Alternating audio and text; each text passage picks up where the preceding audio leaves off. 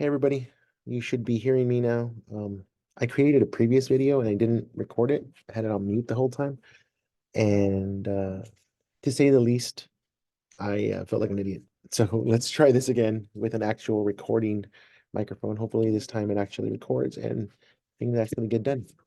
Okay, so I'm going to be focusing on a couple things here today. And I'm going to go ahead and share my screen so that you guys can take a look and see exactly what I'm talking about. We're going to be talking about two things here today. We're going to be talking about run-ons and we're going to be talking about fragments. Those are kind of the things that the professor has noticed have been kind of an issue so far. So I'm going to go ahead and share my screen, and I've got a ton of stuff on my screen, as you can see that. Let's go ahead and begin. So first, let's talk about fragments really quickly. So a complete sentence has a subject, a verb, and they forms typically a complete thought. Here's some examples that I have here on the screen. For example, a complete sentence would look like, I went to the meeting.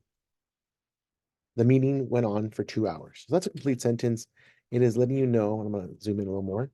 It's letting you know that something's happening, right? It has the subject, it has the verb, and it has a complete thought. That is what we typically are looking for when we are trying to put together any kind of sentence, journalistically or just in general. Now, those three things need to be present to create a sentence. So what is a fragment? Like what is, how do I know I have a fragment? How do I know I'm messing with it? How do I kind of look at it and fix it? So first of all, you probably want to make sure that maybe one of these things is missing, and make sure that they're not there as well, right? It's usually a subject, a verb, or the thought is just not a complete thought.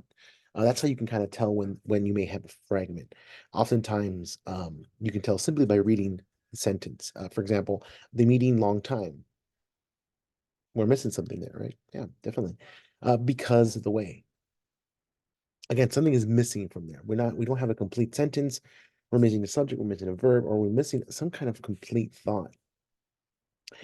So how can we avoid fragments, right? So first, make sure you have all the components that make a sentence a sentence. Make sure you have, the subject. Make sure you have the verb in there. Make sure it forms an actual thought. For example, the meeting took a long time to finish. So now we know the meeting long time is not all that. So next, we would say, I went down the street because that was the way home. So I've given that thought a complete thought now. I've added a subject, a verb, and a complete thought to it. The sentences are now viable and make more sense. So again, what can you do if you find that you have a fragment, or if the professor mentions, hey, you have fragments all over the place? Look at it and see what you're actually missing. Are you missing a subject? Are you missing a verb? Is the thought not a complete thought? One way to kind of fix that is maybe attaching the fragment to another sentence if it makes it more complete. That could work.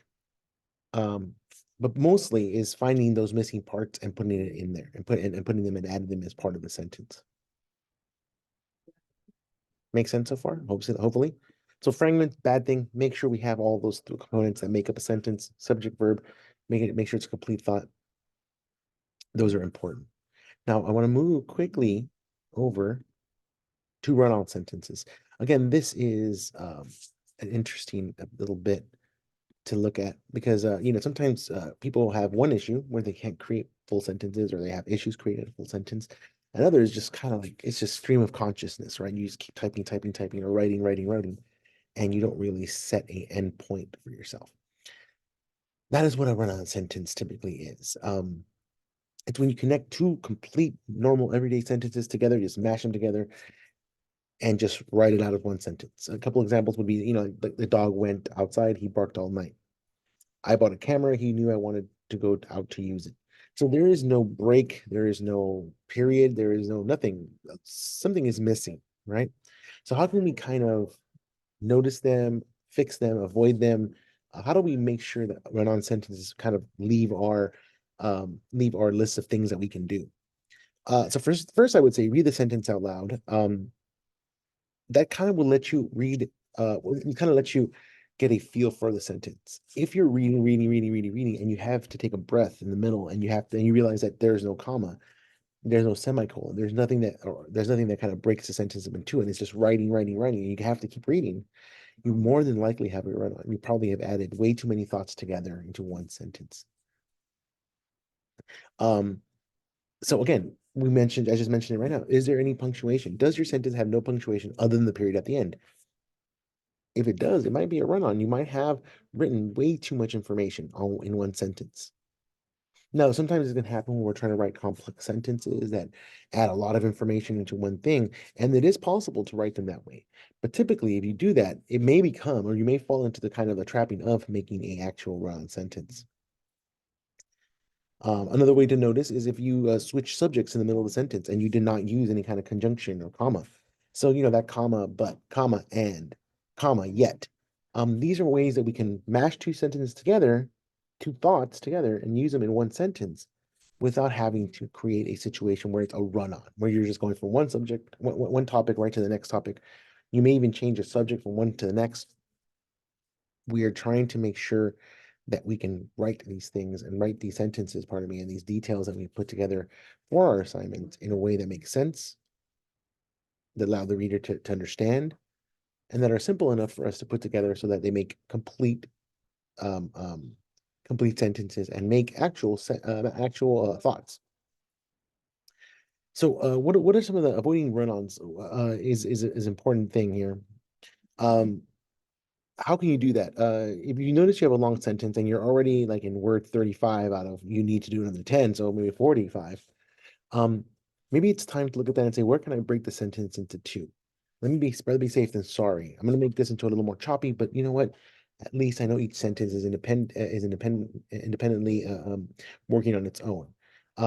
So find that natural place where you kind of are noticing that the switch of your subject, pardon me, of your topic kind of goes from one thing to the next. Are there two subjects and two verbs? Maybe should I, is this where I kind of cut them in half? Maybe. You could also try and use conjunction words and commas, like I mentioned before. You know, the dog was old and ugly, comma, yet I loved him very much, no matter what he looked like. There you have two commas and two complete sentences, two complete thoughts, subject, verb, but you've decided to put them together because they made sense to work together. And you use that comma and yet as your conjunction to force these two sentences to live in the same kind of spot. Another way is to use a semicolon. Uh, if you're into grammar, that's you kind of know what a semicolon is. It's not a complete stop like a period, but it's definitely not a colon when you're about to list a bunch of stuff. This is a semicolon. It lets you know that, hey, we're going to stop for a minute, but not too much because we're going to have some more stuff afterwards. These are the things you can do to avoid run-on sentences. So two very different topics, right? But I think feel like they go together in some way. Fragments, a complete mistake of not even understanding how to put together a sentence correctly. You don't have a complete thought. And this is not a dig. This is not a dig. It's not saying, hey, you're writing fragments, you're lost cause. You are not. You're learning to write in a new, different way when it comes to journalism. And sometimes we think that maybe a couple of pieces of information is enough to be fact, and it may be true, but it's not a thought. So we need to make sure that our sentences are full, complex, subject, verb, complete thought, complete idea. The other is run-on sentences where we're just pushing out so much information that we really don't know when to stop, or we don't know when to make the natural break. Is important to be cognizant of both. You don't want to write not enough where it becomes a fragment. You don't want to write too much where it becomes like you've just basically written a novel in a paragraph.